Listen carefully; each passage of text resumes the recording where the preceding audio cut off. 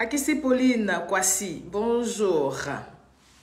Vic Koulibaly, bonjour. Bonsoir. Ça dépend de où vous vous trouvez.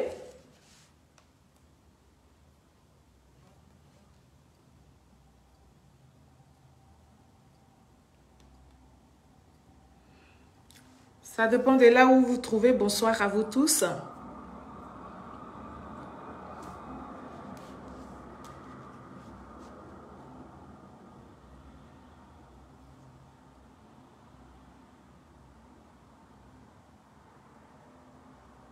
Si c'est bonsoir. Bonsoir à tous. Disco Pichichi. Bonsoir. Faldoso, bonsoir. Ma petite sœur, Kabeka, la puissante fille du président son excellence Alassane Ouattara, la framponneuse. Bonsoir, bonsoir à vous tous. On va, n'est-ce pas, partager le direct. On va inviter nos amis. On va inviter nos amis, n'est-ce pas? Surtout dans les groupes WhatsApp, dans les groupes Messenger. C'est important parce que ce que nous allons faire ce soir, c'est la démonstration de la roubladise du PPAC. Avec à sa tête, bien sûr, son leader, monsieur Laurent Gbagbo. Et donc, je vous demande de partager le direct. Et puis, nous allons édifier le peuple de Côte d'Ivoire. C'est de ça qu'il est question. Nous allons édifier le peuple de Côte d'Ivoire.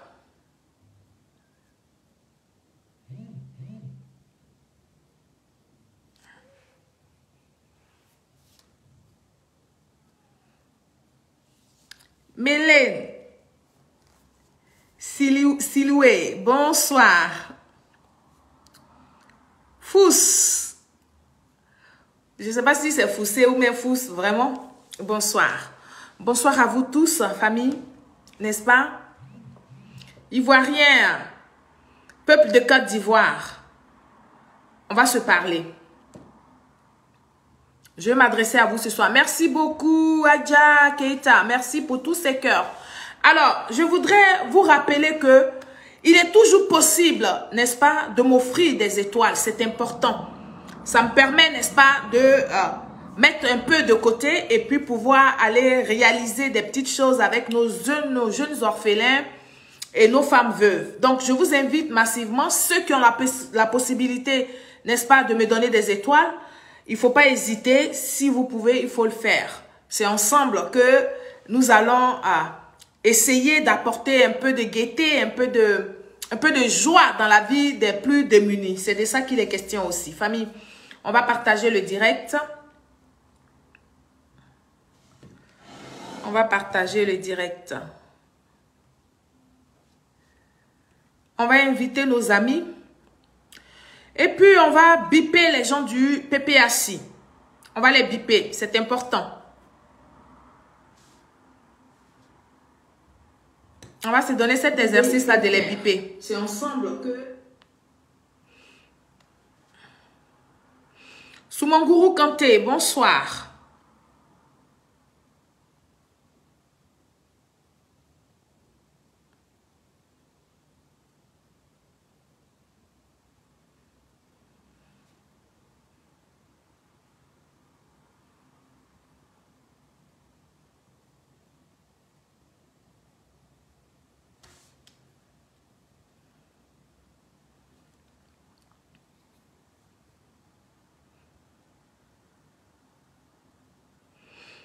Voilà, on va essayer d'inviter le maximum de personnes. Oui, le message est tellement important, il va falloir que nous soyons un tout petit peu nombreux pour pouvoir partager ce message-là.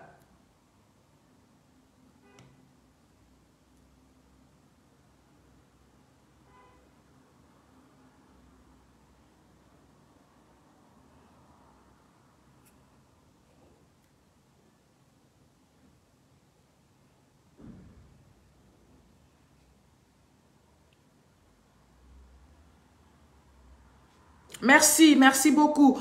Ça va très bien comme vous pouvez le constater, il n'y a pas de problème. On va juste faire nos différents partages pour pouvoir inviter le maximum de personnes à venir écouter cette très belle émission. Cette émission dans laquelle je vais vous démontrer, n'est-ce pas, la roubladise du président du PPACI, M. Laurent Gbagbo. C'est de ça qu'il est question, c'est de lui qui sera question ce soir.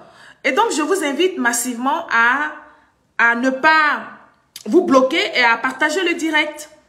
C'est de ça qu'il est question. Et vous aussi qui me regardez, je vous invite à sécuriser le direct. Il ne faut pas hésiter.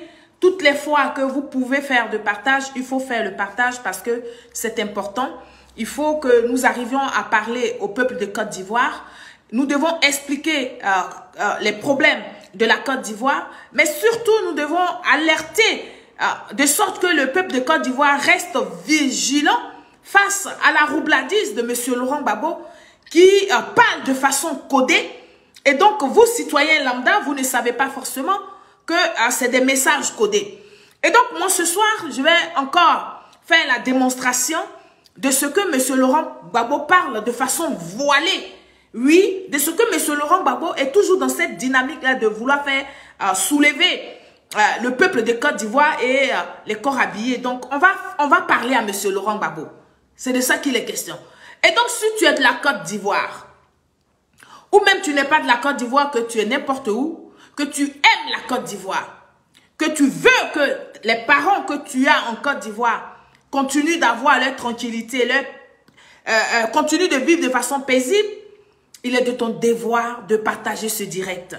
Il est de ton devoir, n'est-ce pas, de sensibiliser, parce que ce que je fais de la sensibilisation au peuple de Côte d'Ivoire. Ce que je fais, j'essaie de maintenir en éveil de conscience le peuple de Côte d'Ivoire. Et ce que je fais, c'est de vous alerter, c'est de vous prévenir ici des éventuelles, n'est-ce pas, manipulations de l'opposition de Côte d'Ivoire, mais surtout de M. Laurent Gbagbo, dont vous connaissez déjà les pratiques, pour la plupart, mais pour les plus jeunes qui ne savent pas vraiment, et ceux-là, ils ont besoin d'être éclairés. Et donc, je suis là, je vais vous édifier ce soir, je vais vous apporter des éléments de preuve face, n'est-ce pas, à ce sujet que je vais débattre, face aux différents termes que je vais aborder pendant cette petite émission. Et donc, je vous salue tous, je ne pourrai pas tous vous citer, par contre, j'ai des habitués, j'ai des gens qui ne m'ont jamais lâché, qui ne m'ont jamais laissé, qui répondent toujours présents quand il s'agit du RHDP, dont par exemple le frère Alexandre Aoussou, le grain de Yamsokro, à qui je passe le bonjour s'il est là, parce que je sais qu'il sera là forcément, et à mon fils Souleymane Sanogo, que je ne vois pas très bien ces jours-ci, mais je sais que mon fils sera connecté dès qu'il voit la notification, et à la fille du Prado qui est connectée, KBK, Bomba, n'est-ce pas, à Nadège Kwadjo, à Kofi Nguessan Yao, n'est-ce pas, à mon fils Jaurès Kwame qui est toujours là, qui répond présent, quelles que soient les difficultés, à tous ces gens-là de la Côte d'Ivoire à tous ces gens-là qui sont épris de paix, oui, même à tous ceux qui sont sympathisants de M. Laurent Gbagbo qui sont sur mon direct, je voudrais vous inviter à la courtoisie. Je voudrais vous inviter à la contradiction et non aux injures. Ma page est une page de paix. Ma page est une page, n'est-ce pas, de cohésion. Cette page, elle est créée pour que j'explique les choses au peuple de Côte d'Ivoire sans émotion. Que j'arrive à ne pas ressortir mon ressenti, mais à expliquer les faits qui se sont passés en Côte d'Ivoire. Parce que oui, nous avons tous des preuves à démontrer, à montrer aux gens pour soutenir, n'est-ce pas, nos arguments. Et donc, ce n'est pas la peine d'insulter. Ce n'est pas la peine de rentrer dans les injures. Ce n'est pas de ça qu'il est question. Ce dont le peuple de Côte d'Ivoire a besoin, c'est la vérité. Mais la vérité dans les faits, c'est de ça qu'il est question. Quand je dis que M. Laurent Gbagbo est un boulanger, je dois prouver, je dois être capable de prouver sa roubladise. C'est de ça qu'il est question. Et je vais vous prouver ça ce soir. Parce que je sais que beaucoup d'entre vous, vous ne comprenez pas forcément, n'est-ce pas, cette communication que mène M. Laurent Gbagbo. Mais avant, comme je vous disais, nous avons lancé une pétition. Oui, avant de rentrer dans le vif du sujet, nous avons lancé une pétition au peuple de Côte d'Ivoire. Cette pétition n'est pas une pétition pour les membres du RHDP, non. Si elle était pour les membres du RHDP, la pétition avait déjà explosé. Parce que vous savez que RHDP, nous sommes des maniants. On ne peut pas nous compter. C'est de ça qu'il est question. Mais la pétition, elle est faite pour les Ivoiriens. Pour tous ceux qui veulent que les agressions verbales, les appels au suicide, enfin, les appels à meurtre des uns et des autres s'arrêtent dans nos langages sur les réseaux sociaux. Cette pétition-là, elle est faite pour vous. Et donc, quel que soit où vous vous trouvez, vous devez la signer. Vous devez signer cette pétition parce que nous voulons mettre fin à ce genre de comportement. Nous voulons mettre fin à ce genre de langage. Nous voulons mettre fin à ce genre de manque de respect à nos autorités ivoiriennes. C'est de ça qu'il est question, famille. Parce que ce que nous ne nous autorisons pas à faire à nos parents, nous ne pouvons pas nous autoriser à le faire aux parents des autres. Et donc, c'est dans cette optique que nous nous indignons, nous, citoyens de Côte d'Ivoire, nous avons fait la pétition. Vous pouvez la signer pour tous ceux qui rencontrent des difficultés comme pas mal qui m'ont écrit, à qui j'ai répondu. Et c'est que la pétition, elle est gratuite. Je répète, la répétition, elle est gratuite. Et la pétition, elle est gratuite. Si vous tombez sur la pétition, qu'à un moment donné, il y a une publicité qui vient devant vous juste pour vous demander de payer quelques euros ou quelques francs de francs CFA, il ne faut rien payer, c'est juste la publicité du site qui nous a permis de faire la pétition. Voilà, c'est une publicité, c'est comme vous regardez le direct de Solange Série et à un moment donné, il y a une publicité qui arrive qui vous demande de payer 2 euros ou 3 euros pour pouvoir, n'est-ce pas, aider Solange à améliorer sa communication. Alors que dans le fond, vous savez que je mets ma caméra, j'allume direct et puis je me mets en direct sans que vous ne payiez. La seule chose que je paye, c'est mon abonnement Internet. C'est pareil pour les sites sur lesquels nous sommes allés faire la pétition. Et donc, je vous rassure, la pétition, elle est gratuite. Pour ceux qui rencontrent des difficultés d'adresse mail ou de code postal, à la place de code postal, par exemple, pour ceux qui vivent en Côte d'Ivoire, vous avez juste à mettre Côte d'Ivoire. C'est tout.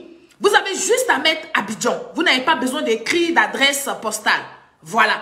Pour vous qui rencontrez des difficultés d'adresse mail, vous pouvez créer immédiatement une adresse mail. Quand je dis créer, ce n'est pas aller donner vos données et tout ça. Vous pouvez par exemple prendre votre nom, mettre une date de naissance ou mettre quelque chose @gmail.com. Et puis, vous arrivez à signer la pétition. Et donc, ce soir, j'avais voulu que vous montez un peu le mercure à 150 personnes parce que le message que j'ai à vous délivrer, c'est un message très important. C'est un message à plusieurs casquettes. C'est un message de sensibilisation. Mais en même temps, c'est aussi un message d'éveil de conscience. Mais c'est un message surtout de vigilance. Oui, je veux maintenir, n'est-ce pas, l'éveil de conscience à la vigilance de tous ceux qui se disent politiciens. C'est de ça qu'il est question. Et donc, il faut aller signer la pétition et puis il faut faire monter le mercure à 150 personnes.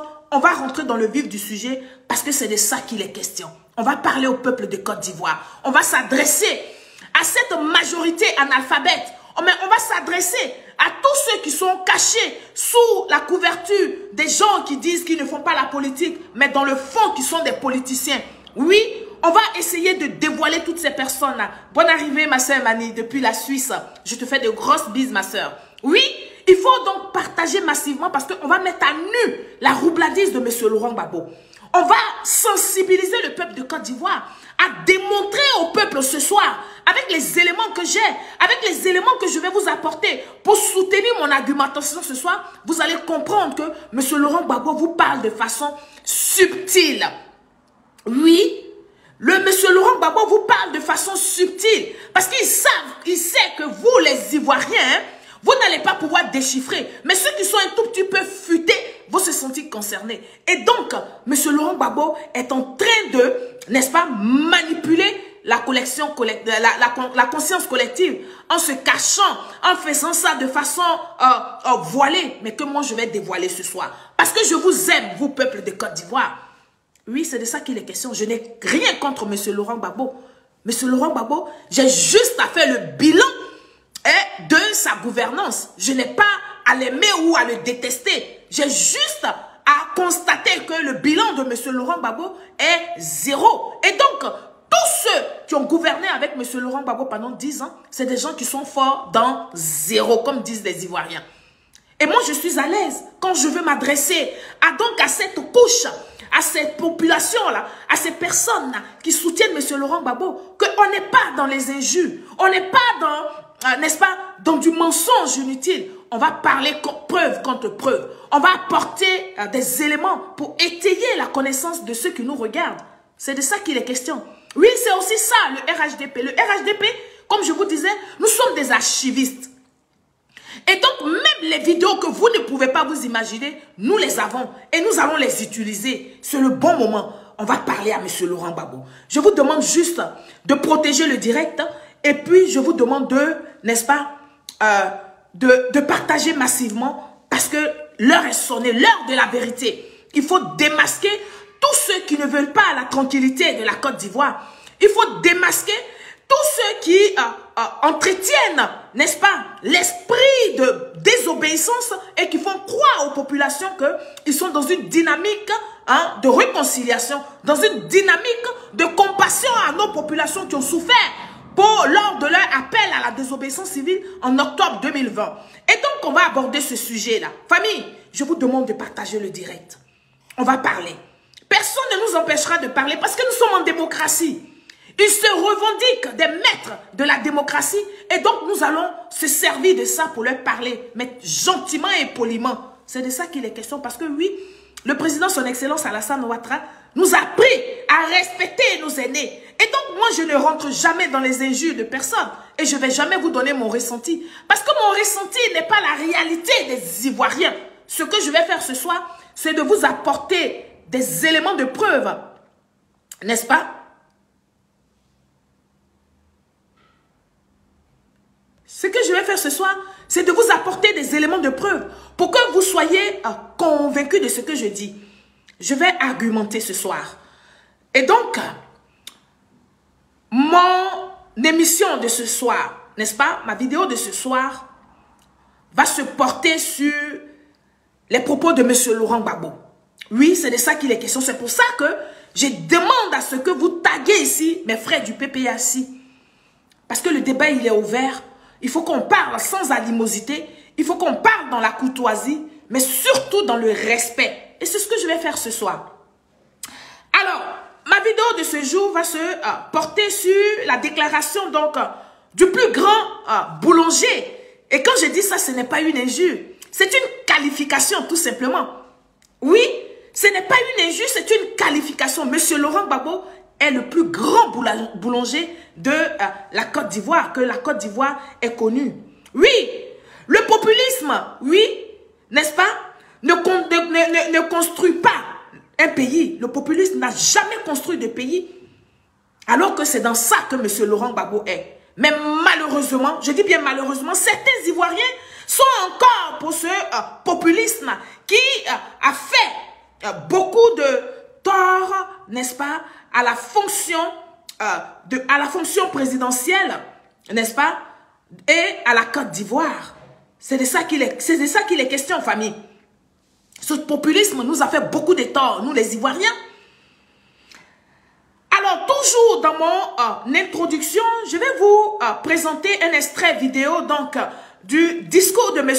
Laurent Gbagbo dans lequel il a fait l'apologie, n'est-ce pas, du populisme. Oui, c'est de ça qu'il est question et je vais vous le démontrer ce soir.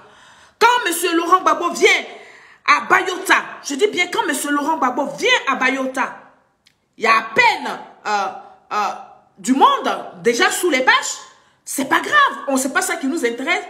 Si tu veux faire comme lui, tu prends des baies. Oui, c'est de ça qu'il est question. On va regarder ici, on va écouter les propos de M. Laurent Gbagbo sagement. Et puis après, nous allons apporter beaucoup d'éclaircissements au peuple de Côte d'Ivoire. Quand Gbagbo Laurent arrive à Bayota et qu'il y a plein de monde, ça dit à quelque chose. Quand M. Laurent Gbagbo arrive à Bayota et et qu'il y a plein de monde, c'est qu'il y a quelque chose. Ce sont les propos de M. Laurent Gbagbo. On va revenir un peu en arrière pour ceux qui nous suivent, ceux qui nous prennent en compte. Cette foule-là, quand Gbagbo Laurent arrive à Baïta et qu'il y a tant de monde, c'est qu'il y a quelque chose.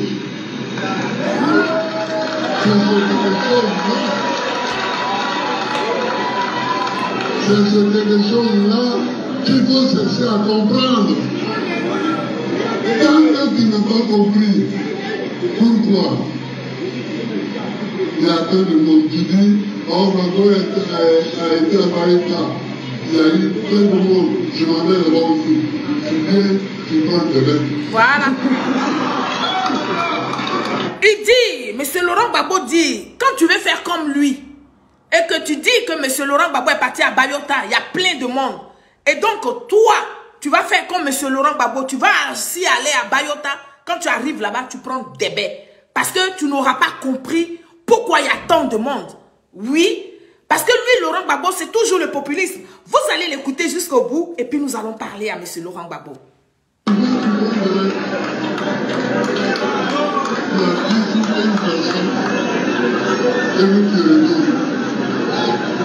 Parce qu'il n'a pas étudié pourquoi lui est venu et puis il y a du monde. Il doit étudier ça. Voilà. Tu n'as pas étudié pourquoi M. Laurent Gbagbo est venu, il y a du monde, et puis toi, tu veux te jeter dedans. Alors, peuple de Côte d'Ivoire, je ne vois pas vos partages. Le message est tellement important. Ce message doit arriver dans les oreilles de nos parents de Bayota.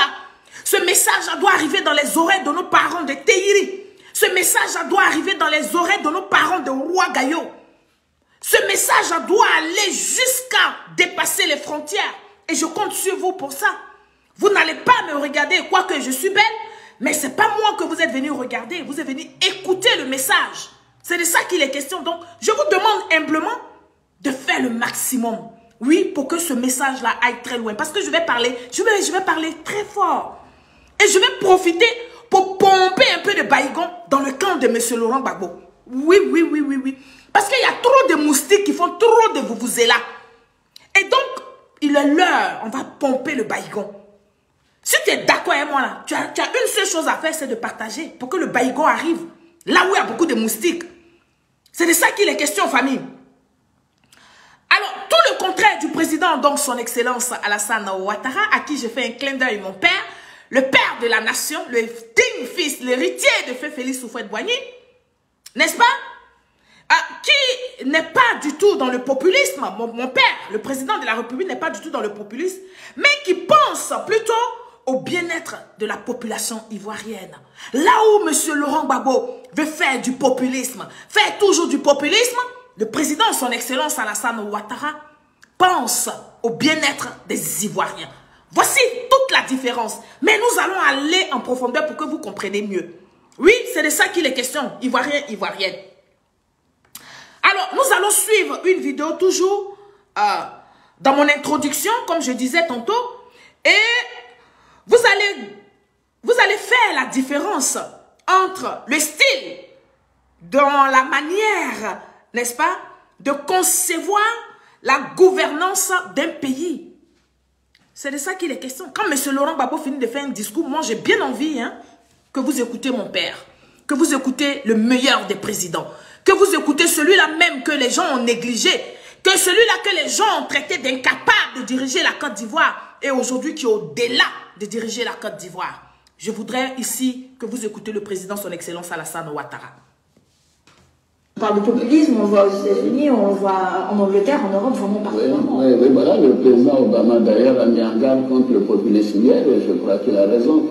Vous savez, le populisme, ça ne se mange pas. Le populisme, ça se mange... Pause! Vous savez, avec beaucoup de style, le populisme, ça ne se mange pas. Ça, je m'adresse aux Ivoiriens là qui sont dans les rêves, qui pensent que le populisme, ça se mange. Le populisme, d'après mon père, d'après le président de la nation, ça ne se mange pas. Et pour cela, on va faire plaisir aux Ivoiriens, on va revenir en arrière. parle de populisme, on le voit aux États-Unis, on le voit en Angleterre, en Europe, vraiment partout. Oui, voilà, le président Obama d'ailleurs a mis en garde contre le populisme hier, et je crois qu'il a raison. Vous savez, le populisme, ça se mange pas. Le populisme, ça se mange pas. On peut impressionner les gens à faire des discours creux en leur promettant du n'importe quoi, mais grâce à Internet et à tout ça, les gens jugent les résultats au jour le jour et à la semaine. Alors, moi, je vois qu'en Côte d'Ivoire, que ce soit les écoles, que ce soit les centres de santé, que ce soit les questions d'eau potable, d'électricité, nous avons quasiment doublé toutes nos capacités en 4-5 ans. Mais les Ivoiriens le voient. Les Ivoiriens le voient. Mais les Ivoiriens le voient. Très bien. Je ne vois pas mon fils Souleymane Sanogo pour les partages. Je ne vous sens pas dans les partages. On va rentrer dans le développement du sujet. C'est de ça qu'il est question, famille. On va rentrer dans le développement. Alors, j'ai retenu, n'est-ce pas, pour vous, quelques thèmes dans le discours de M. Laurent Gbagbo, le populisme. Et dans le premier terme du discours de M. Laurent Gbagbo, dans toujours sa roubladise, apporter sa compassion, n'est-ce pas, aux horreurs qui se sont passées à Tehiri, c'est-à-dire Tehiri, sous-préfecture donc de Bayota. Après donc la désobéissance civile d'octobre 2020. On va écouter les propos de M. Laurent Gbagbo et puis on va apporter la réponse à la hauteur de la roubladise de M. Laurent Gbagbo. C'est de ça qu'il est question. Il n'est rien d'autre. Hein. Écoutez ça. On dépasse Nekeïdé. Alors, Nekeïdé là, c'est Tehiri, hein. Bon, il prononce ça dans notre patois. Quand on dit Nekeïdé, ça c'est chez nous là-bas, c'est Tehiri. Donc, écoutez très bien les propos de M. Laurent Gbagbo. L'homme qui a compassion de nos parents à Tehiri. L'homme du coup qui a oublié qu'il faisait partie de cette désobéissance civile. Que je vais vous faire donc ce soir la démonstration dans ce premier thème.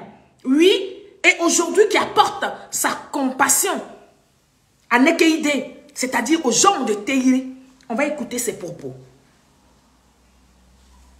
On dépasse Nekeïdé.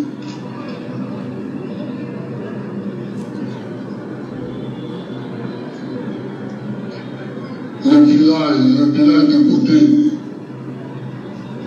et le village de Taberoula, et qu'on continue, on arrive à Tehiri. On arrive à Tehiri. Et à Tehiri, il y a eu un drame en 2020.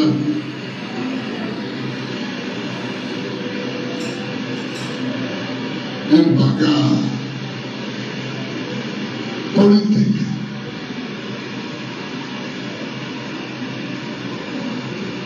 Nous avons compté 2 morts,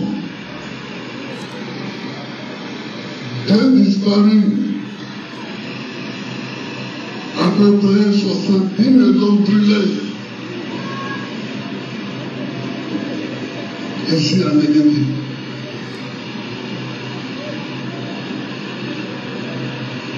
Des gens qui vivaient tranquilles, qui ne demandaient qu'à vivre, ils sont morts. Là. Pause. Il dit à Nekeïdé, chez nous là-bas, à Tehiri là-bas, des gens qui demandaient à vivre et ils sont morts à cause de la politique, à cause d'une désobéissance civile. Mais ce que M. Laurent Gbagbo, l'oncle, le grand boulanger, le superman des boulangers de Côte d'Ivoire, ce qu'il ne dit pas aux parents, c'est que moi, Laurent Gbagbo, j'étais pour la désobéissance civile. J'ai posé des actions pour que cette désobéissance civile ait lieu. Donc oui, mes parents, je suis venu vous dire, Yako, parce que j'ai participé à votre mort, à la mort de vos enfants. J'ai participé à ce que vos maisons soient brûlées. Voilà le message que M. Laurent Gbagbo devait apporter, n'est-ce pas, s'il n'était pas aussi boulanger aux parents de Tehiri, aux parents de Nekeïdé. Oui, Et ça, je vous le dis, je vais vous faire cette démonstration. Je vais vous montrer parce qu'il y a des preuves que M. Laurent Gbagbo a bel et bien participé à cette désobéissance civile qui a entraîné toutes ces morts que M. Laurent Gbagbo a citées. Oui, M. Laurent Gbagbo n'est pas innocent. M. Laurent Gbagbo n'est pas blanc comme neige par rapport à ce qui s'est passé. Je vois des BT sur mon direct qui sont offusqués. Je vois des BT sur mon direct qui sont frustrés. Libérez-vous. Déconstipez-vous parce que moi je suis très à l'aise. Je n'attaque pas la personne de M. Laurent Gbagbo, mais j'attaque la communication roubladiste de M. Laurent Gbagbo. J'attaque cette communication voilée, ce genre de messages qu'il est en train de lancer. C'est cette communication que j'attaque. Parce que oui, moi j'étais aux côtés de mes parents quand ils pleuraient. Et donc j'ai le droit et j'ai un devoir avec le peuple de Côte d'Ivoire, c'est de faire de la politique, c'est d'expliquer les choses qui se sont passées. Et non de tirer toujours la couverture sur moi pour me faire passer pour une victime. Je dis non à ce genre de manipulation. Et donc, vous qui êtes sur mon direct, si vous êtes aussi frustré, si vous êtes aussi constipé parce qu'une série parle à M. Laurent Gbagbo, mais vous pouvez aller prendre des Doliprane pour vous calmer dans vos lits. Parce que je ne gère pas vos humains. Là, je m'adresse à une population. Je m'adresse à toute la Côte d'Ivoire et à certains Africains qui veulent m'écouter. Je ne m'adresse pas ici à un individu ou un groupe ethnique. Non. Je m'adresse à toute la Côte d'Ivoire. Parce qu'il y a des Ivoiriens qui n'ont pas su que M. Laurent Gbagbo était à la base. Il faisait partie de la désobéissance civile. Les gens pensaient que M. Laurent Gbagbo était juste en Belgique en train de se reposer. Il n'était ni de près ni de loin mêlé à cette désobéissance civile. Et donc, si vous êtes sur mon direct, au lieu de vous offusquer, au lieu de transpirer dans vos habits, mais écoutez-moi parce que je vais vous apporter des éléments de preuve. Et maintenant, si vous avez contre-preuves, vous me les apportez et puis on va affronter nos arguments. C'est de ça qu'il est question. Pour l'heure, là, vous n'allez pas me distraire. Je dis, écoutez le message de M. Laurent Gbagbo. On revient en arrière. C'est important. Ils sont morts. Là, comme ici, à Péry. Ils ont eu leur maison brûlée. Ils se sont retrouvés brusquement sans domicile pour ceux qui vivaient en Coco. Brusquement sans domicile. Avec les greniers brûlés.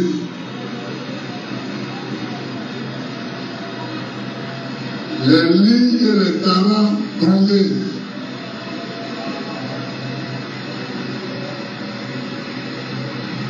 Je pense à eux. Au moment où je prends la parole à l'église, je pense à ceux-là, à tous ceux-là. Voilà. Au moment où je prends la parole, je pense à tous ceux qui ont perdu la vie à Teyri, tous ceux qui ont vu leur maison brûlée, qui sont devenus des clochards, qui sont devenus des sans domicile fixe, pas des clochards, mais qui sont devenus des sans domicile fixe. Je pense à eux. Ce sont les propos de M. Laurent Gbagbo. M. Gbagbo dit qu'il pense véritablement à tous ces blessés et à toutes ces morts de Teyri.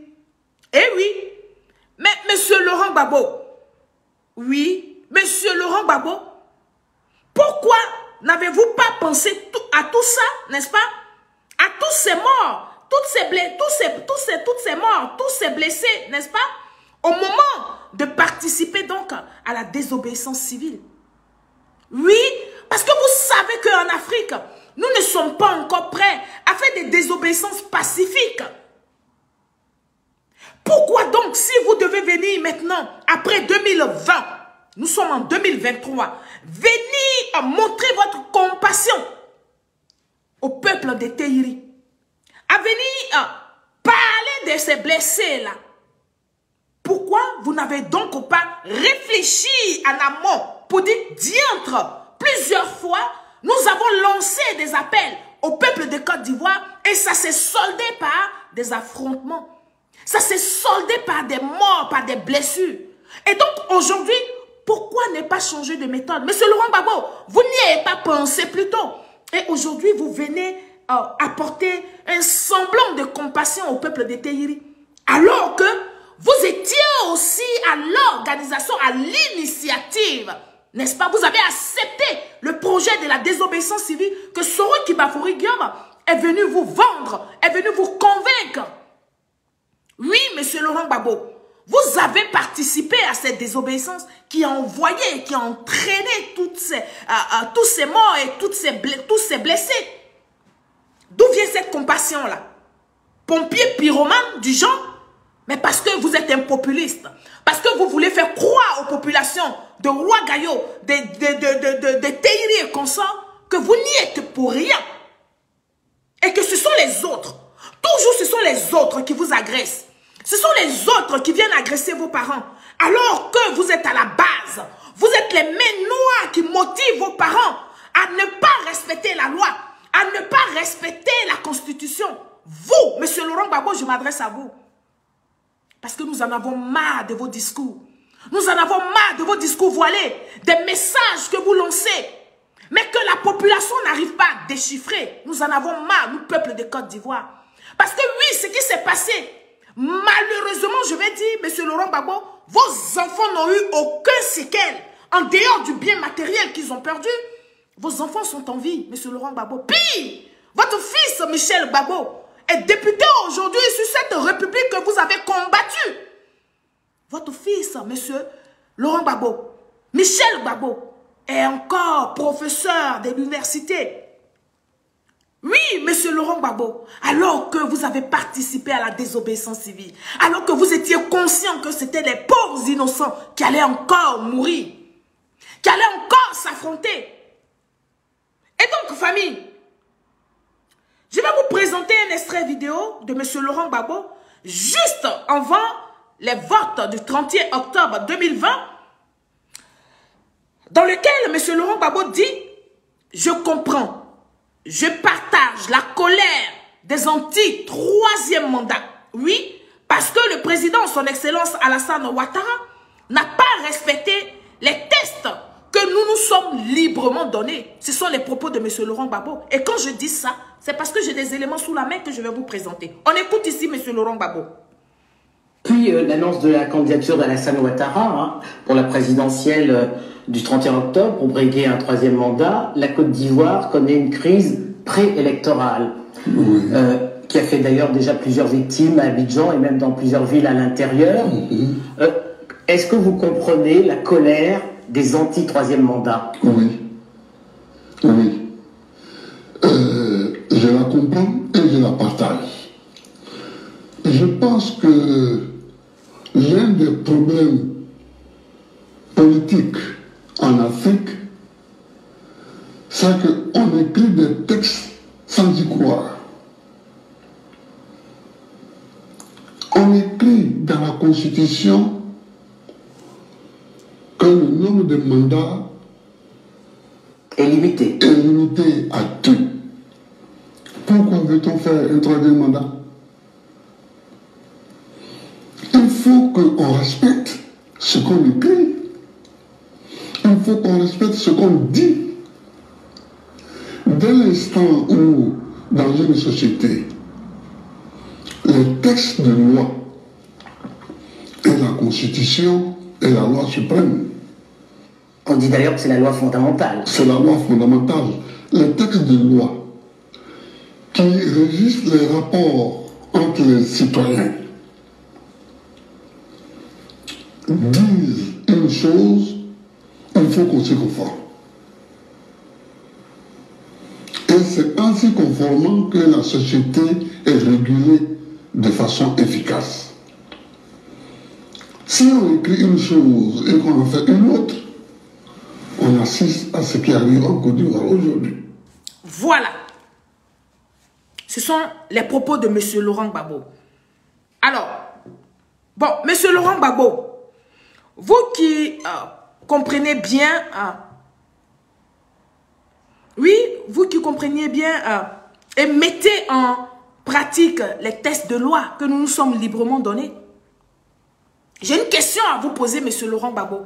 Parce que dans votre discours, à la veille des élections présidentielles d'octobre 2020, vous avez tenu ce discours que je viens de présenter au peuple de Côte d'Ivoire, que ce qui se passe actuellement en Côte d'Ivoire se passe parce que le président, son excellence Alassane Ouattara, veut briguer un 3e mandat et qui ne respecte donc pas la loi et la constitution.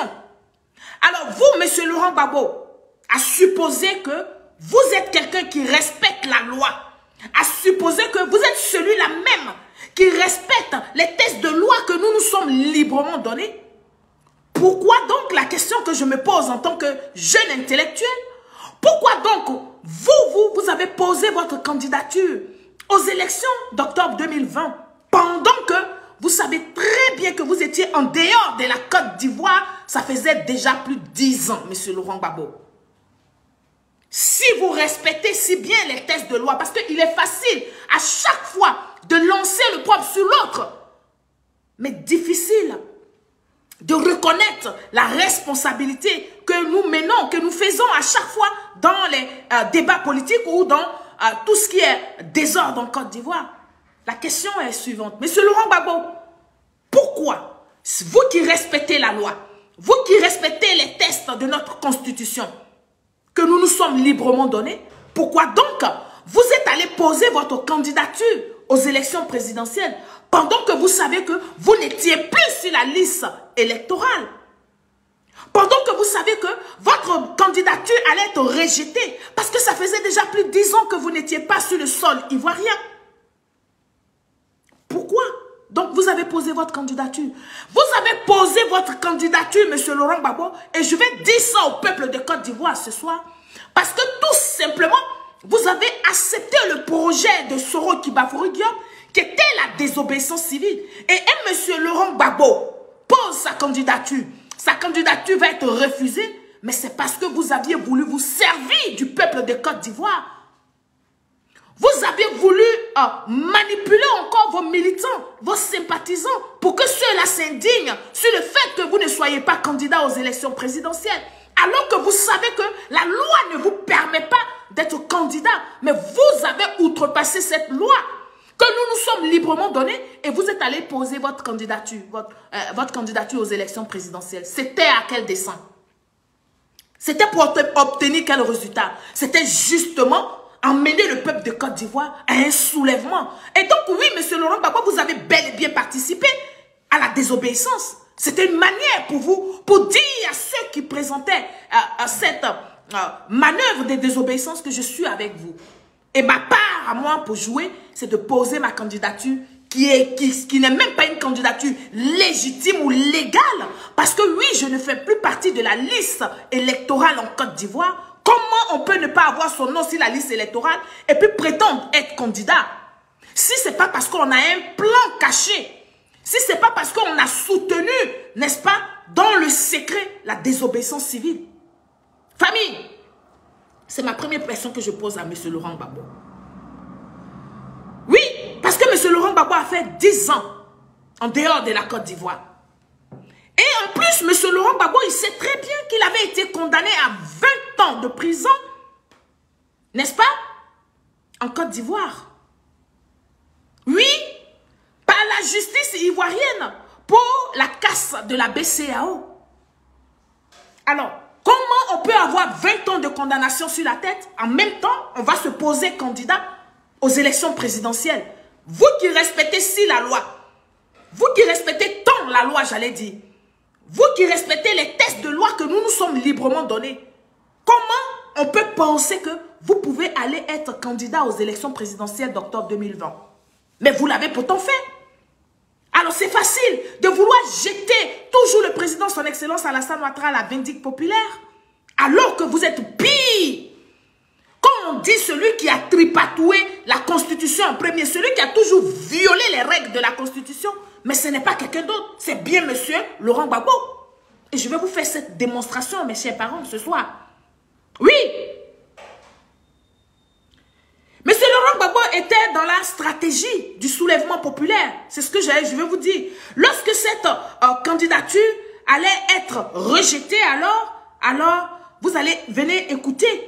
Oui, parce qu'il suffisait qu'on rejette sa candidature et que ses partisans et ses militants s'indignent et emmènent une offensive en Côte d'Ivoire. Donc c'est à décès que M. Laurent Gbagbo allait poser sa candidature. Donc pourquoi il s'étonne qu'il y a eu des morts à Tehiri? Pourquoi il s'étonne qu'il y a eu des affrontements à Tehiri? Pourquoi il pense qu'il doit venir apporter sa compassion aux gens qui sont décédés? Pour lui-même, ses actions qu'il a menées, qu'il a soutenues en sous-marin. Pourquoi? J'appelle ça du pompier pyromane. J'appelle ça l'hôpital qui se fout de la charité. On va écouter ici les propos de M. Laurent Gbagbo. Présidentielle du 31 octobre, vous n'aviez pas fait acte de candidature, mais vos partisans ont déposé un dossier qui a été rejeté. Est-ce que vous avez été surpris par le rejet de votre candidature parce que vous ne remplissiez pas toutes les conditions? Madame, j'ai fait acte de candidature parce qu'une candidature ne peut pas être déposée sans l'accord. Sans l'accord de ceux. Vous avez entendu, madame, j'ai fait acte de candidature. Alors, quelqu'un qui respecte la loi, quelqu'un qui respecte la constitution de Côte d'Ivoire et qui sait qui a fait 10 ans en dehors de la Côte d'Ivoire, qui sait qui a été condamné à 20 ans, peut partir faire acte de candidature à une élection présidentielle. Soyons sérieux. À un moment donné, la roubladise doit prendre fin. Soyons quand même sérieux. Parce que tu sais ce que la loi te dit quand tu es condamné à 20 ans. Tu sais ce que la loi dit quand tu as été hors de la Côte d'Ivoire, hors de ton pays pendant plusieurs années. Alors pourquoi donc M. Laurent Gbagbo a allé faire acte de candidature? Pourquoi? Vous vous êtes pas posé cette question? Mais parce que tout simplement M. Laurent Gbagbo faisait partie des mains noires qui incitaient cette désobéissance civile. C'est de ça qu'il est question. Oui. Et donc, vous pouvez vous rappeler de ces propos que je vous ai mis en introduction de ma vidéo pour dire que quand vous voyez M. Laurent Gbagbo à Bayota et qu'il y a du monde, mais posez-vous la question, pourquoi il y a du monde au lieu de venir vous jeter? Et donc c'est ce monde-là, c'est sur ce monde-là que M. Laurent Gbagbo comptait pour mener à bien la désobéissance civile. Parce qu'on parle de Laurent Gbagbo. Parce que ce monde-là a été envoûté depuis le premier jour de la rentrée du FPI en Côte d'Ivoire. C'est de ça qu'il est question, famille. On écoute les propos de M. Laurent Gbagbo. La présidentielle du 31 octobre, vous n'aviez pas fait acte de candidature, mais vos partisans ont déposé un dossier qui a été rejeté. Est-ce que vous avez été surpris par le rejet de votre candidature parce que vous ne remplissiez pas toutes les conditions? Madame, j'ai fait acte de candidature parce qu'une candidature ne peut pas être déposée sans l'accord. Sans l'accord de celui qui est candidat. Oui, mais quand je voulais dire que ce n'est pas vous-même qui avez déposé votre dossier comme l'ont fait tous les autres candidats. Oui, mais parce que j'étais loin. J'étais à 6 heures de vol d'avion de la Côte d'Ivoire. Donc, mais j'ai été candidat et ma candidature a été rejetée. Mais vous ne remplissiez pas, Monsieur le Président, toutes les conditions pour être candidat. C'est ce qu'on dit. C'est ce qu'on a dit. C'est ce qu'on a dit. Nous étions 44 candidats. On a rejeté 40 candidatures. Vous voyez un peu. Donc,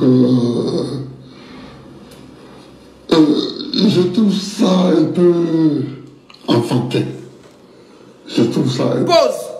Alors, je vais répondre assez rapidement à ma grande sœur qui est sur mon direct, qui est en train de raconter des inepties. Denis Henriette, il faut sortir de mon direct. Voilà. Quand tu parles de je ne connais pas mes parents, je connais ceux que je dois connaître, qui sont mes parents. Voilà. Ceux qui sont mes parents, que moi, Goudé, je dois connaître là, je les connais. Ce n'est pas une affaire de Gbagbo Laurent et ton camarade, c'est une affaire réelle. C'est vous qui êtes dans le fantasme. C'est vous qui adorez Laurent Gbagbo. C'est à vous, c'est vous qui devez, c'est à vous, c'est vous qui devez des choses à M. Laurent Gbagbo. Moi, je ne dois rien du tout à M. Laurent Gbagbo. Et donc, je parle à la population ivoirienne. Denis Henriette, il faut quitter de mon direct là. Je n'étais pas invité. Parce que sinon, je vais t'allumer, puis il n'y a rien. Parce que toi, tu es ma grande soeur. On est de la même cour au village. Ça ne chauffe pas. De quoi tu parles? Que Gbagbo Laurent est ton camarade? Je t'ai dit que je cherche des camarades, c'est ma génération. Je suis en train de parler politique. Et le peuple de Côte d'Ivoire doit savoir que M. Laurent Gbagbo a participé à la désobéissance civile. Et donc, il ne faut pas qu'il aille s'indigner, il ne faut pas qu'il aille apporter compassion, hypocrisie de compassion à nos parents de Tehiri. C'est ce que moi je dis. Et quand je parle, je montre des éléments de preuve. Et donc, si toi, Denis Henriette, tu as d'autres éléments de preuve qui peuvent convaincre Ce que je suis en train de dire, tu peux mettre en contradiction ce que je suis en train de dire, il faut les faire sortir au lieu de baver ici sur mon direct. Je n'ai pas appelé. Je pense que dans un pays, ceux qui veulent être candidats doivent être candidats. On ne doit pas multiplier les obstacles sur la route des candidatures.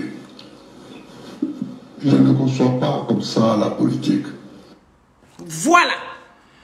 Et donc, au peuple de Côte d'Ivoire, famille, Monsieur Laurent Gbagbo, toi qui respectes, je le répète, les tests, Monsieur Laurent Gbagbo, toi qui respectes les lois, Monsieur Laurent Gbagbo, pourquoi as-tu fait donc acte de candidature? Je le dis et je le répète. Parce que tu sais très bien que les tests de loi de la Côte d'Ivoire ne t'autorisent pas à être candidat aux élections présidentielles d'octobre 2020. Et donc, le plus grand fouteur de troubles en Côte d'Ivoire, c'est bel et bien vous, Monsieur Laurent Gbagbo. Oui, mais ça, vous faites croire au peuple de Côte d'Ivoire ce que le peuple analphabète veut croire. Mais ce n'est pas à nous autres là. Parce que nous, on a eu le temps de vous approcher. On a eu le temps de comprendre vos faits et gestes. Mais surtout, on a le temps d'apprendre parce qu'on va en profondeur dans les recherches. C'est de ça que je parle ici. Famille, Monsieur Laurent Gbagbo nous dit qu'à la veille des élections présidentielles, on lui pose, la journaliste lui pose des questions pour le lendemain des résultats des élections présidentielles en Côte d'Ivoire. Et vous allez écouter sa réponse. Monsieur Laurent Gbagbo qui nous répond que ça va être une catastrophe. Alors comment quelqu'un qui est en Belgique, s'il n'a pas préparé la désobéissance civile avec les Soro Kibafouri Diom, avec les Monsieur Henri Konan Bédier et j'en passe, comment donc il peut savoir que le lendemain des élections, ça sera une catastrophe en Côte d'Ivoire? Mais oui, Monsieur Laurent Gbagbo reconnaît que le lendemain des élections, ça va être une catastrophe. Parce qu'ils ont préparé les populations en amont avec sa candidature. Oui, qui a été rejetée. Et donc la population était déjà remontée. Mais il n'y a eu personne. Il n'y a pas eu d'intellectuel honnête pour expliquer à cette population-là, pour dire non, M. Laurent Gbagbo ne peut pas candidater pour telle raison, parce qu'il est resté en dehors de la Côte d'Ivoire pendant plus de 10 ans, ce que nos constitutions interdisent. Si tu n'as pas été sur le territoire ivoirien pendant ces 5 dernières années, tu ne peux pas être candidat aux élections présidentielles. Si tu es, comment on appelle ça, frappé par une condamnation judiciaire, tu ne peux pas être candidat aux élections présidentielles. Mais mieux, il faille que ton nom soit inscrit sur la liste électorale. Alors, M. Laurent Gbagbo ne remplissait pas toutes ces conditions-là, pardon. Pourquoi donc vous, les bons Ivoiriens, les Ivoiriens dotés d'intelligence, des Ivoiriens dotés de neurones, des Ivoiriens qui ne sont pas constipés, des Ivoiriens qui ne sont pas assis sur leurs neurones, pourquoi donc vous ne vous posez pas les vraies questions de savoir, alors si M. Laurent Gbagbo ne remplit pas les conditions, qu'est-ce qu'il cherchait à aller candidater? Si ce n'est pas parce qu'il voulait participer à cette désobéissance civile, pour emmener le peuple de Côte d'Ivoire, surtout ses partisans et ses militants, ses suiveurs comme les Déné Henriette là, à aller dans les rues de Côte d'Ivoire. C'est de ça que je parle. C'est de ça que je parle ici. On va écouter ses propos. Ce qu'elle appelle justement la dérive du pouvoir, hein, l'opposition ivoirienne fait bloc, et elle appelle à la désobéissance civile, oui. Un mot d'ordre qu'Alassane Ouattara n'entend pas, puisque ça ne l'a pas fait reculer. Et d'ailleurs, ses partisans au RHDP disent du 31 octobre, un coup KO. Une victoire au premier tour. Qu'est-ce qu'il faut, qu'est-ce qui nous attend au lendemain du 31 octobre? La catastrophe. Ce qui nous attend, c'est la catastrophe. Et c'est pourquoi je parle. Il faut qu'on sache que j'ai parlé. Il faut qu'on sache que je ne suis pas d'accord. Pause. C'est un message voilé. Il dit ce qui nous attend au lendemain des élections présidentielles, c'est la catastrophe. Il est en train de dire au peuple de Côte d'Ivoire, à ses militants et à ses sympathisants, le lendemain des résultats, il faut que vous vous jetez dans les rues pour contexter ces résultats-là. Oui, c'est ça le message de Laurent Gbagbo. Mais vous ne pouvez pas comprendre. Parce que vous l'adubez. Vous ne pouvez pas comprendre. Parce que vous le prenez pour un Jésus. Comme l'a dit les militants du FPI, ces cadres du FPI qui ont voté. Tous ceux qui étaient à cette réunion du dimanche du FPI, à ce meeting du FPI en son temps. Oui, voici le message qu'il est en train de lancer. Mais combien d'Ivoiriens tendus pour les élections d'octobre 2020 pouvaient comprendre ce message que M. Laurent Gbagbo lançait clairement à la population ivoirienne? Combien de personnes pouvaient comprendre? Alors d'où vient que M. Laurent Gbagbo va apporter compassion, n'est-ce pas, au peuple de Tehiri? Je parle parce que Tehiri, mon grand-père a été affecté. La maison de mon grand-père est partie en fumée. Et je les filme, moi. Oui, c'est de ça qu'il est question. Donc allez dire aux gens qui me disent que je ne connais pas mes parents. Je connais ceux qui apportent quelque chose à ma vie. Mais des parents qui sont zéro dans ma vie, je n'ai pas besoin de les connaître. C'est plutôt eux qui ont besoin de me connaître. Parce que oui, moi, je vais apporter quelque chose dans leur vie. C'est de ça qu'il est question. Et bon, comme vous n'avez pas eu des gens assez courageux pour vous parler, pour vous dire les mots là où il faut, vous pensez que vous régnez en maître. Vous ne régnez point en maître. Et moi, personne ne peut régner en maître sur ma vie. Oui, parce que je me guide, je me dirige, je m'assume. C'est de ça qu'il est question. Je ne me cache pas. Je parle à visage découvert. C'est de ça qu'il est question. Là où vous reculez, vous qui vous appelez famille, là où vous reculez, moi, Solange, je fonce. C'est de ça qu'il est question. À maintes fois, j'ai relevé votre dignité. C'est de ça que je parle ici. Et donc, M. Laurent Gbagbo va pas se jouer les pompiers pyromanes. Moi, c'est tout ce qui me dérange. Famille, je ne vois pas les partages, mais faites monter le mercure. Parce qu'il faut qu'on parle. Il faut qu'on parle. Personne ne pourra nous intimider. Écoutez ces propos.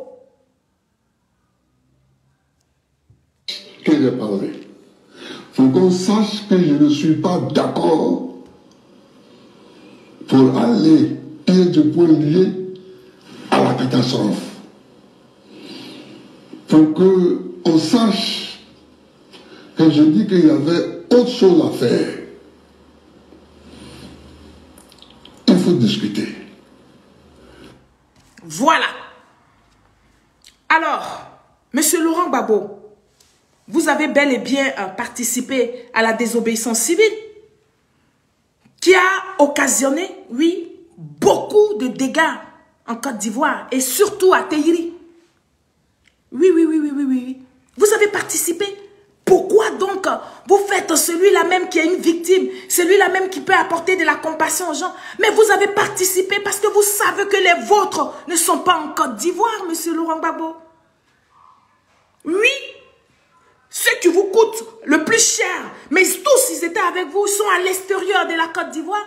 Et donc encore une fois de plus, vous avez participé à cette désobéissance civile.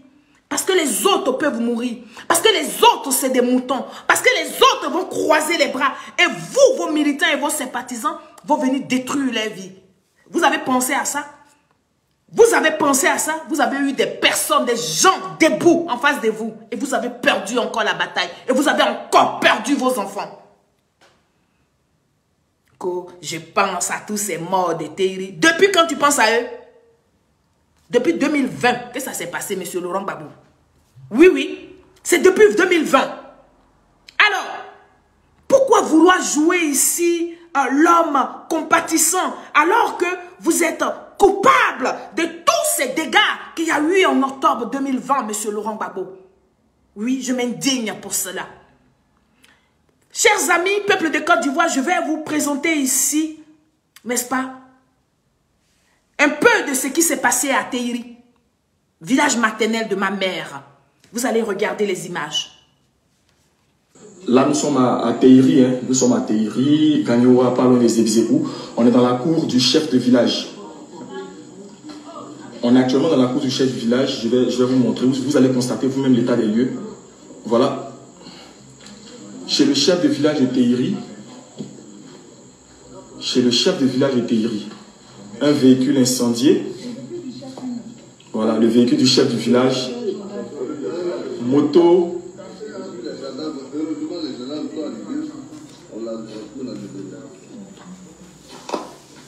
Chez le chef de village de Tehiri. C'est-à-dire qu'il n'y a même pas de respect pour l'autorité. C'est...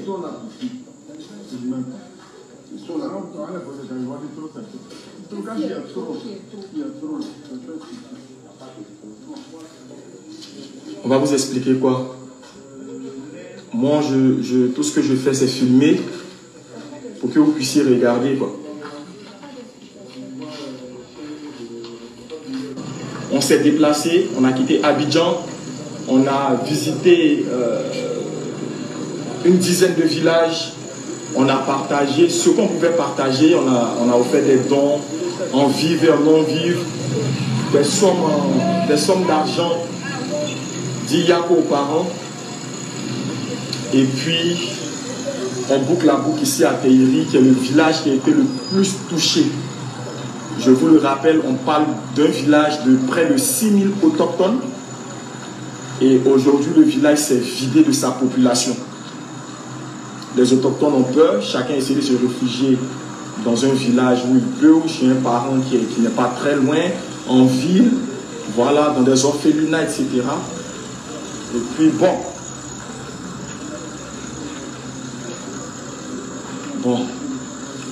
je sais plus ce que je vais dire parce que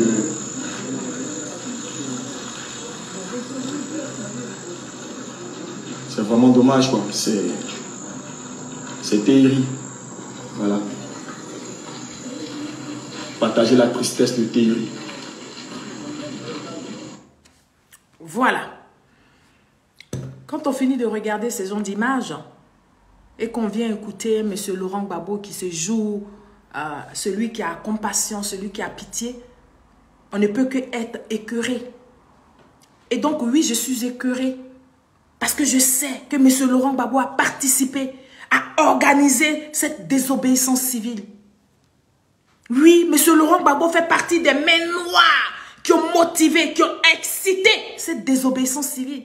Et vous avez déjà vu sur les réseaux, je vous ai partagé, je vous ai fait plusieurs émissions en vous démontrant que ils étaient en bas, ils travaillaient et les cyberactivistes appelaient leurs militants et sympathisants à sortir avec des machettes, avec des gourdins, avec tout ce qu'ils pouvaient, n'est-ce pas, pour attaquer, pour agresser ceux qui sont en face. Alors de quoi vous parlez, vous qui vous êtes cité sur mon direct? De quoi vous parlez? Vous parlez de quoi? Famille, quand plus loin donc dans la déclaration de M. Laurent Gbagbo, il a abordé la question de nombreux coups d'État en Côte d'Ivoire, de nombreux coups d'État dans la sous-région ouest africaine. Et il a essayé de justifier ces coups d'État en disant que ce sont les coups d'État civils qui entraînent des coups d'État, n'est-ce pas, militaires. Mais pourquoi M. Laurent Gbagbo le dit? Mais parce que tout simplement de façon subtile, M. Laurent Gbagbo est en train de lancer un appel à un coup d'État aux militaires de Côte d'Ivoire face au gouvernement actuel. C'est ce que vous ne comprenez pas. Vous pensez qu'on est dans la politique, il faut suivre les gens parce qu'il faut les suivre. Il faut être spirituellement assis pour qu'on puisse te révéler, pour que Dieu puisse ouvrir ton entendement, pour que tu comprennes leur communication. Oui. Et ce n'est pas donné à tout le monde. C'est donné à ceux qui ne sont pas aigris. C'est donné à ceux qui n'ont pas de haine. C'est donné à ceux qui ne gardent pas de rancœur. Et je fais partie des personnes qui ne sont pas haineuses. Oui. Je fais partie de ces personnes-là qui œuvrent pour que le peuple de Côte d'Ivoire puisse se retrouver comme par le passé. Et donc oui, Dieu va toujours me révéler vos communications voilées, vos appels comment on appelle, au soulèvement des militaires en Côte d'Ivoire. Et donc, famille, on va écouter ici les propos de M. Laurent Gbagbo. Ceux qui ne sont pas contents, là, sautez puis vous calez en l'air. Parce que c'est là-bas que vous allez caler. Vous ne pouvez rien créer. Parce que vous n'avez jamais rien créé. Vous n'avez pas les compétences de créer quelque chose.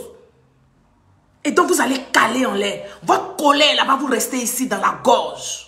C'est moi qui dis ça. Et quand je dis ça, on écoute les propos de M. Laurent Gbagbo. Je vois aujourd'hui, dans la sous-région ouest africaine, j'en discute souvent avec les amis, j'en discutais d'ailleurs avec Nabi, je vois des coups d'État, beaucoup de coups d'État, qui viennent et qui sont soutenus par la population. Moi-même, moi, Gbagbo, je n'aime pas les coups d'État militaires. Je n'aime pas les coups d'État. Je n'aime ni les coups d'État militaires, ni les coups d'État civils. Je vous ai déjà défini ce que sont les coups d'État civils. Quand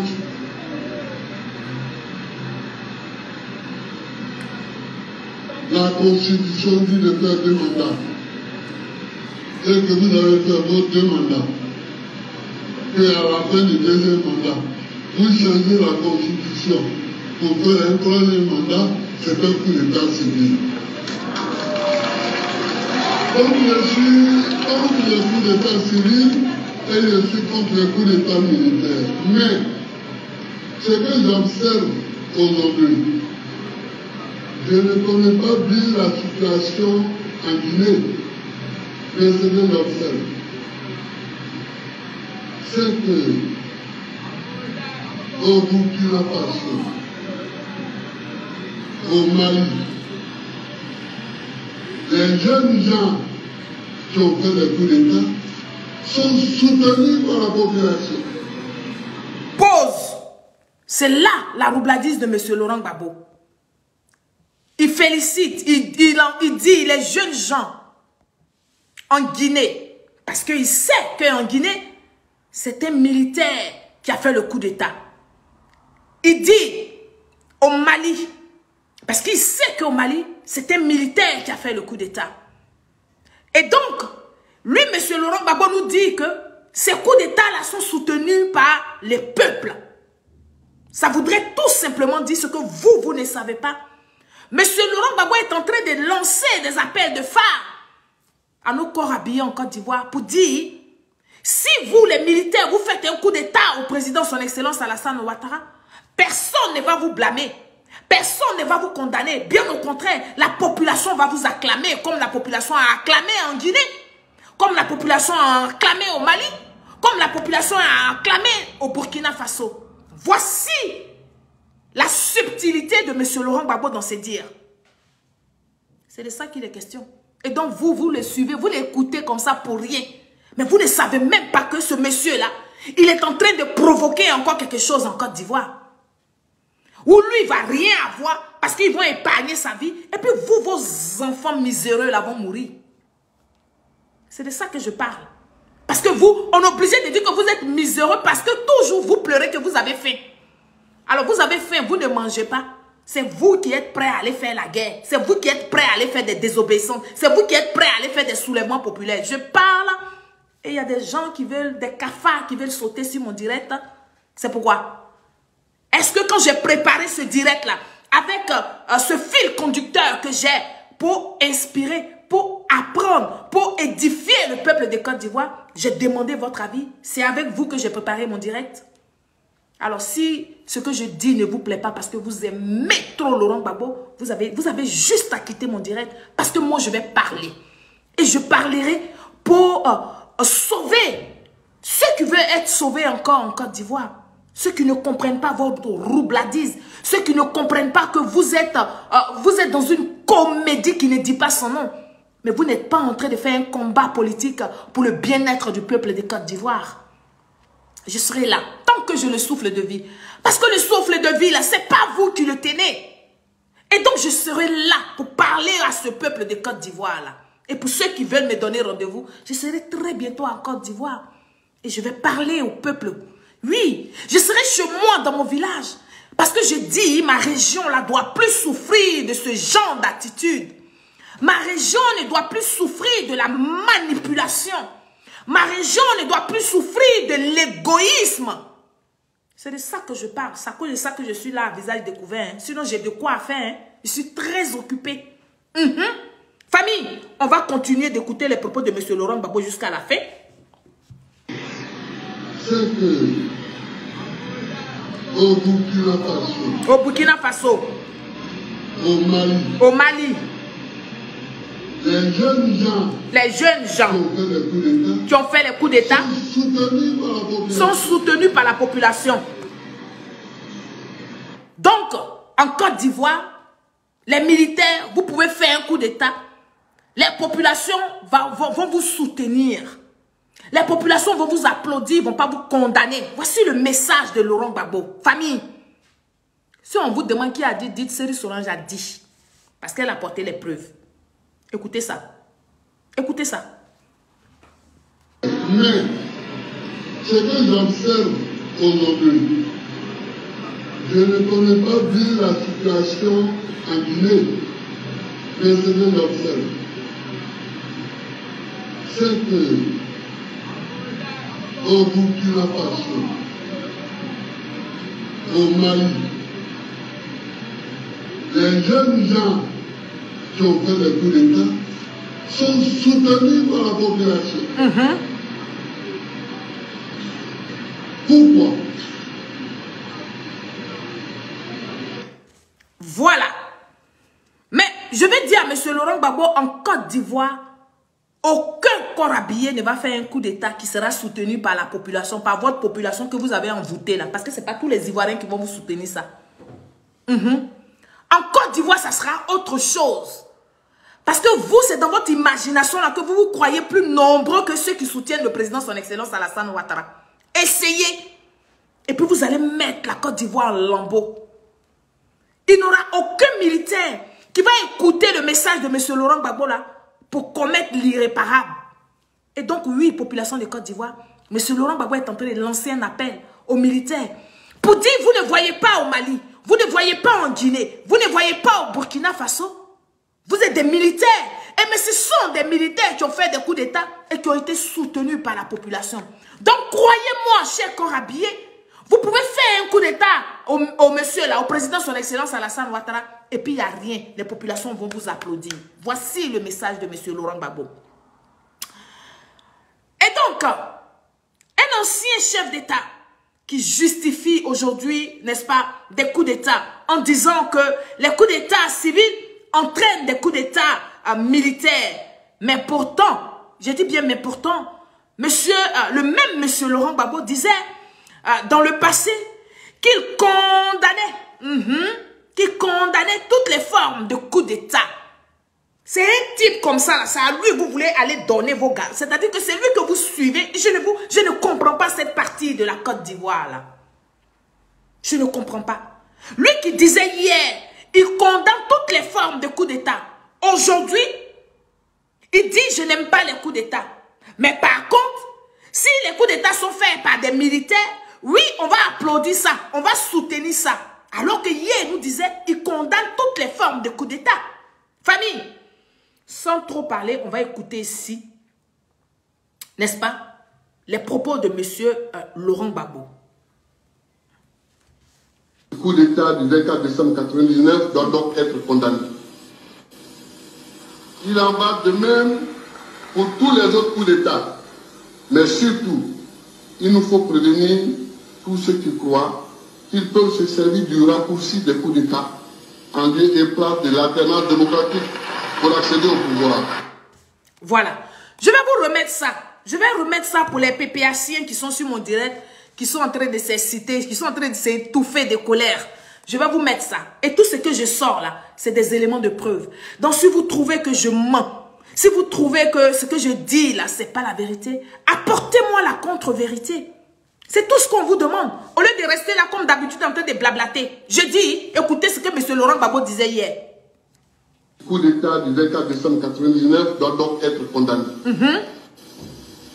Il en va de même pour tous les autres coups d'État. Mais surtout, il nous faut prévenir tous ceux qui croient qu'ils peuvent se servir du raccourci des coups d'État en lieu et place de l'alternance démocratique pour accéder au pouvoir.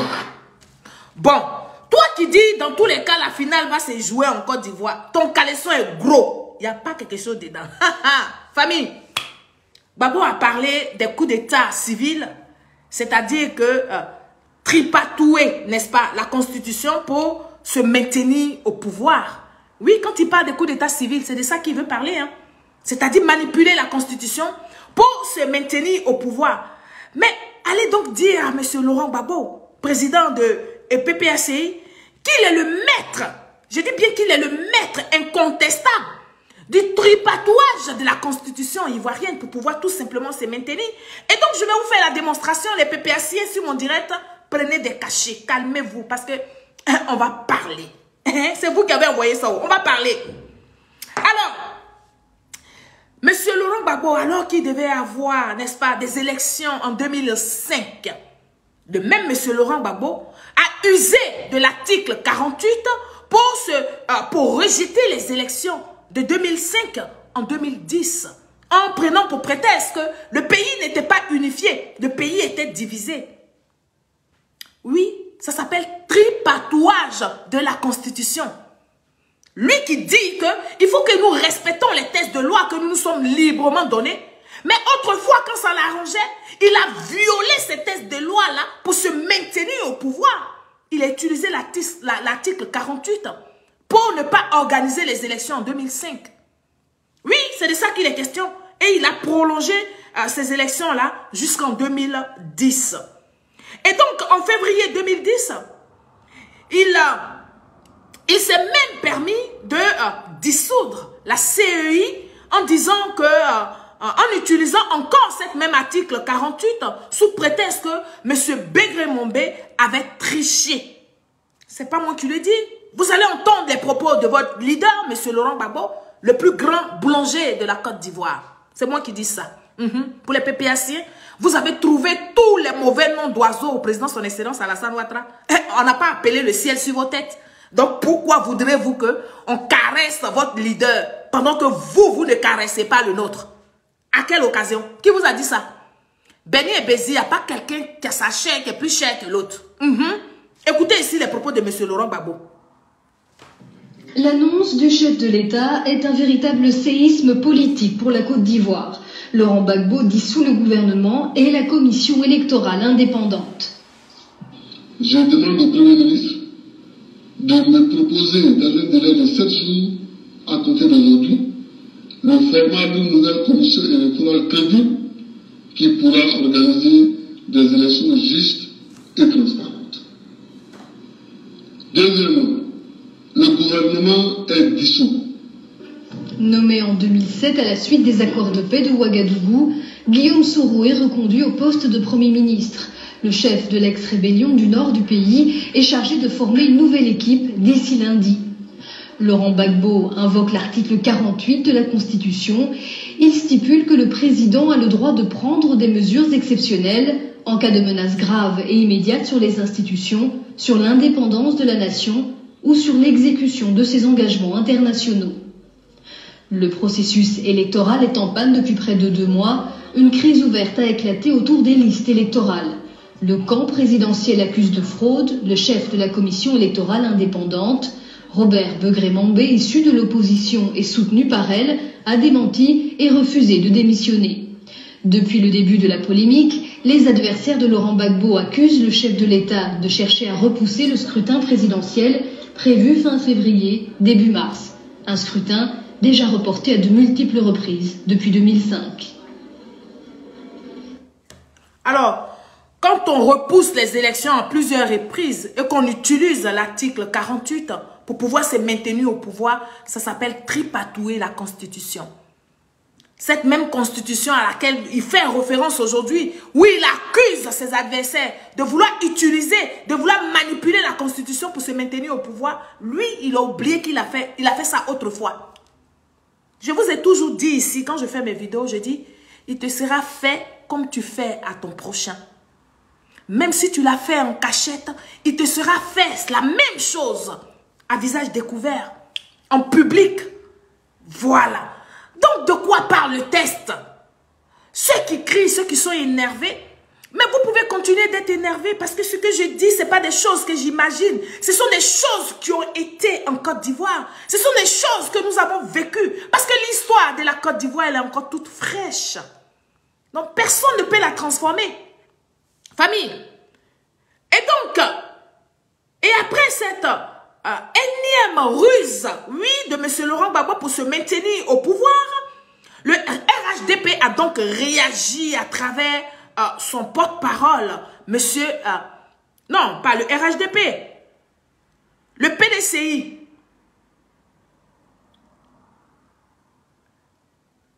Le PDCI a réagi, n'est-ce pas, face aux propos de M. Laurent Gbagbo à chaque fois de reporter les élections, n'est-ce pas, avec son porte-parole, M. Guégué Madi, autrefois, qui a parlé. Nous allons écouter ici M. Guégué Madi, porte-parole du RHDP. Et nous sommes toujours en 2010. Oui, c'était en 2010, excusez-moi. Le porte-parole du RHDP, M. Guégué Madi. D'Ivoire, l'opposition s'insurge contre le président Laurent Gbagbo. Après sa décision de dissoudre le gouvernement et la commission électorale indépendante, les réactions ne sont pas faites attendre. Pour l'opposition, cette initiative présidentielle est tout simplement antidémocratique. Elle souhaite le départ du chef de l'État ivoirien. Ces décisions de M. Laurent Gbagbo sont antidémocratiques et anticonstitutionnelles. Elles constituent un véritable coup d'État. En conséquence, le Rassemblement des Oufouettistes pour la démocratie et la paix proclame qu'à compter de ce même jour, vendredi 12 février 2010, il ne reconnaît plus M. Laurent Gbagbo comme chef de l'État de Côte d'Ivoire. Voilà. Le porte-parole du PDCI a fait cette déclaration-là. Alors, si M. Laurent Gbagbo était un homme qui respectait les textes de loi, était un homme qui respectait sa constitution, pourquoi, à son temps, il y a eu des gens qui ont demandé à ce qu'il démissionne? Alors, M. Laurent Gbagbo, tout simplement, il a peur. Oui, il a peur parce qu'il sait qu'autrefois, il l'a fait. C'est de ça qu'il est question. Mais aujourd'hui, nous avons affaire à un président honnête, un président digne, un président qui se soucie de sa population et non qui fait du populisme pour se faire aimer et non qui fait du verbiage creux. Nous avons affaire à un président qui parle très peu, qui parle peut-être 2 ou 3 fois dans l'année, mais qui a pied d'œuvre, qui fait de la Côte d'Ivoire un vaste chantier de développement. C'est de ça que nous avons besoin. Nous n'avons plus besoin des discours stériles en Côte d'Ivoire. Parce que nous voulons aussi être une grande nation. Parce que nous voulons aussi que la Côte d'Ivoire puisse, n'est-ce pas, attirer la curiosité des Occidentaux pour que beaucoup de personnes arrivent en Côte d'Ivoire. Parce que nous voudrions tout simplement que tous ces jeunes-là qui n'ont jamais eu droit à une fiche de paye, qui sont aujourd'hui aigris et qui pensent que c'est la faute des autres, à ceux-là que le président, son excellence Alassane Ouattara, donne une chance de pouvoir être embauché quelque part avec les nombreuses entreprises qui poussent en Côte d'Ivoire comme des champions. Oui, c'est de ça qu'il est question. Il faut avoir à la tête de la nation un homme crédible. Pour que les investisseurs puissent venir investir en Côte d'Ivoire et que ces investisseurs-là diminuent le chômage en Côte d'Ivoire. C'est de ça qu'il est question. Donc, de quoi parle l'auteur? Alors, et donc, suite à ce coup d'état civil de M. Laurent Gbagbo, il y a eu des manifestations de rue, des militants de l'opposition qui ont occasionné encore, à cause de M. Laurent Gbagbo, des morts. Nous allons suivre ici ce reportage. Avec la situation en Côte d'Ivoire, avec les manifestations de l'opposition, un rassemblement marqué par des nouveaux incidents ce samedi, notamment à Kortogo, dans le nord du pays, là où le siège du parti présidentiel aurait été incendié. Et puis mobilisation également ce samedi matin à Gagnoa. Les manifestants ont été dispersés à coups de gaz lacrymogène dans le centre-ouest du pays. Donc la police a fait usage de gaz lacrymogène pour disperser ces manifestants. Hier, on le rappelle, 5 manifestants ont été tués par la police. Sur le plan politique, c'est ce lundi que le Premier ministre Guillaume Soro devrait annoncer la composition de son nouveau gouvernement. Guillaume Soro, on le rappelle, reconduit dans ses fonctions après la dissolution du gouvernement et de la commission électorale indépendante par le président Gbagbo. Pour l'opposition, pas question, alors qu'il est d'entrer dans ce cabinet. Elle réclame toujours le rétablissement de la CEI. L'ancien président ivoirien Henri Konan Bédié condamne la répression de la manifestation de Gagnoa hier. Il exige toujours le départ du chef de l'État. On écoute le dirigeant du PDCI. Voilà. Ça aussi, c'était sous M. Laurent Gbagbo. Celui qui respecte les lois, celui qui respecte notre constitution, celui qui est correct.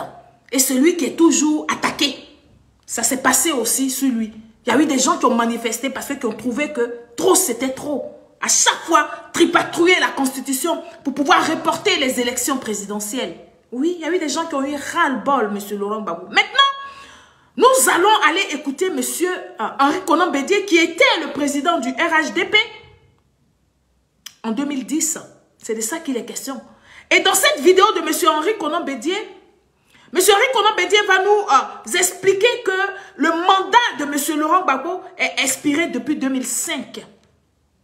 Et qu'il s'est maintenu. Quand on dit maintenu, ça veut dire qu'il n'avait plus le droit d'y être. Mais il est resté par force.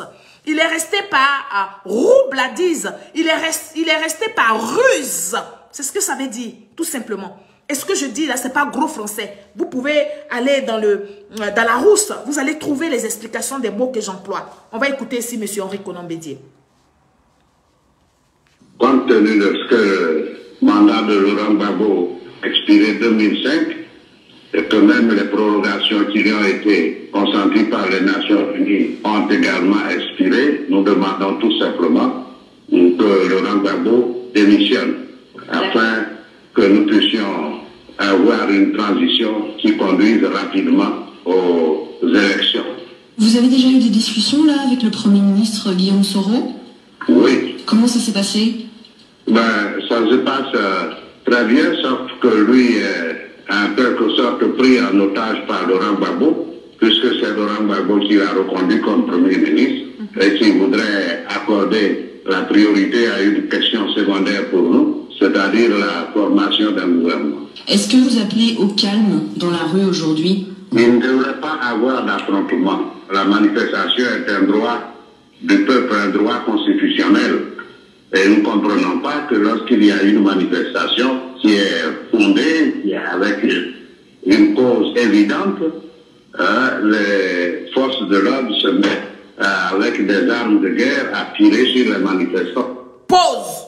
Je ne comprends pas que les manifestations, parce que vous là, vous êtes des menteurs. Vous dites que sous Laurent Gbagbo, on manifestait sans être inquiété. Voici les propos de M. Henri Konan Bédié que je vais vous faire écouter encore. Compte tenu de ce que le mandat de Laurent Gbagbo expiré 2005 et que même les prolongations qui lui ont été consenties par les Nations Unies ont également expiré, nous demandons tout simplement que Laurent Gbagbo démissionne afin que nous puissions avoir une transition qui conduise rapidement aux élections. Vous avez déjà eu des discussions là avec le Premier ministre Guillaume Soro? Oui. Comment ça s'est passé? Ça se passe très bien, sauf que lui est en quelque sorte pris en otage par Laurent Gbagbo, puisque c'est Laurent Gbagbo qui l'a reconduit comme Premier ministre et qui voudrait accorder la priorité à une question secondaire pour nous, c'est-à-dire la formation d'un gouvernement. Est-ce que vous appelez au calme dans la rue aujourd'hui? Il ne devrait pas avoir d'affrontement. La manifestation est un droit du peuple, un droit constitutionnel. Et nous ne comprenons pas que lorsqu'il y a une manifestation qui est fondée, qui est avec une cause évidente, les forces de l'ordre se mettent avec des armes de guerre à tirer sur les manifestants. Voilà. Nous ne comprenons pas qu'une manifestation qui est un droit constitutionnel, n'est-ce pas, qui est fondée, ça veut dire que dont ils ont fait la demande qui a été machinée. Pourquoi ils ne comprennent pas que pourquoi quand ils veulent manifester, M. Laurent Gbagbo envoie ses militaires? Parce que oui, M. Laurent Gbagbo nous a dit ici plusieurs fois, lui et comment on appelle ces communicants là, que les militaires là sont les militaires de M. Laurent Gbagbo. Donc M. Laurent Gbagbo envoie ses militaires, ceux qu'il a accouchés, ceux qu'il paye avec son argent de poche, son argent de son héritage privé. Oui, ces militaires là vont avec des armes à poing pour menacer les manifestants. Vous n'avez pas dit que ça n'a pas existé sur Laurent Gbagbo? Vous n'avez pas dit que ce genre de répression n'a pas existé sur Laurent Gbagbo? Ça, c'est Henri Konan Bédié qui parle. On est en 2010. Vous avez compris? Et donc, M. Laurent Gbagbo est le maître de la roubladise. Et ça, je le dis, oh, le maître de la roubladise. Il veut reprocher absolument aux autres ce que lui-même, il a fait autrefois. Oui, c'est-à-dire des coups d'état civil. Oui, M. Laurent Gbagbo a fait des coups d'état civil. Nous allons l'écouter ici. On va encore écouter M. Laurent Gbagbo en train de narguer les populations, n'est-ce pas? La population ivoirienne de ce que lui, là, il était prévu de rester 5 ans au pouvoir, mais il a usé de sa ruse. Il a usé de sa manipulation. Il a rusé de son tripatouage de la Constitution en prenant l'article 48 pour se maintenir, n'est-ce pas, au pouvoir jusqu'en 2010. On écoute ici ses propos. On devait organiser une autre élection en 2005. Ah bon? Pour que je sois reconduit ou que quelqu'un d'autre soit élu. Oh, ça fait 10 ans que je suis là. Pourquoi? Parce que certaines personnes, à l'intérieur et à l'extérieur, ont voulu écouter mon mandat et me donner un mandat de 2 ans.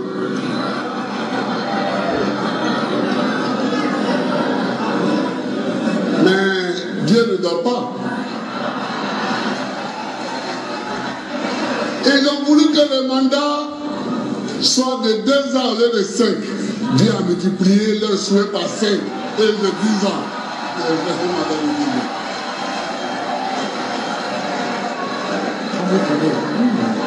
Il faut que les Ivoiriens comprennent que le pouvoir ne s'acquiert pas par la brutalité, mais que le pouvoir s'acquiert par les élections.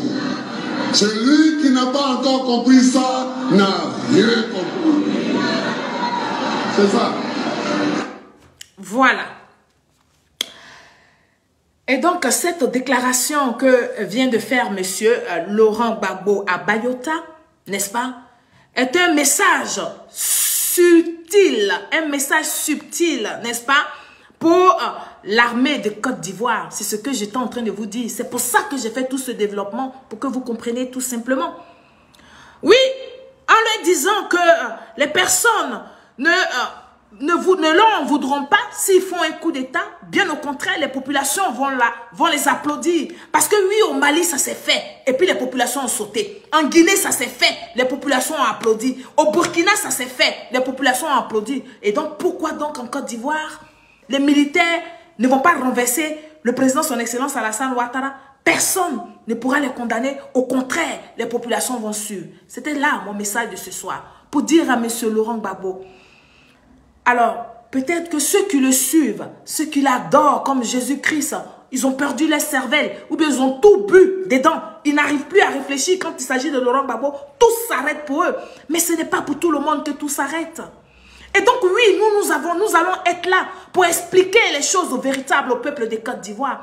Nous allons être là pour dire au peuple ce qui est bon pour eux. Parce que oui, quand il y a le désordre en Côte d'Ivoire, les enfants de M. Laurent Gbagbo et consorts ne sont pas en Côte d'Ivoire.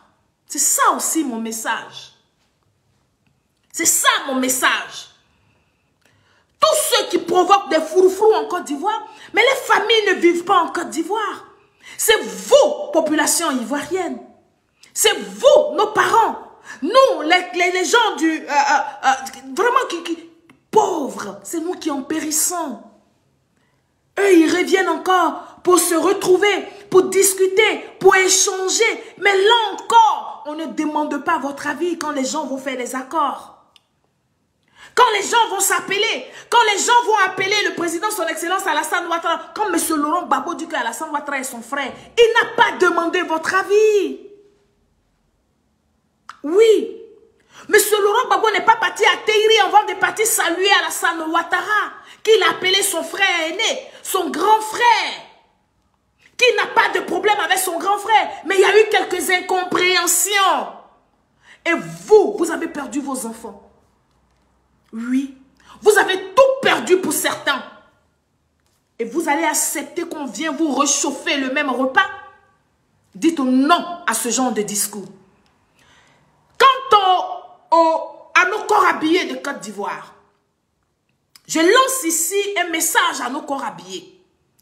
Sachez que depuis 2011, la population de Côte d'Ivoire a fini par vous faire confiance entièrement.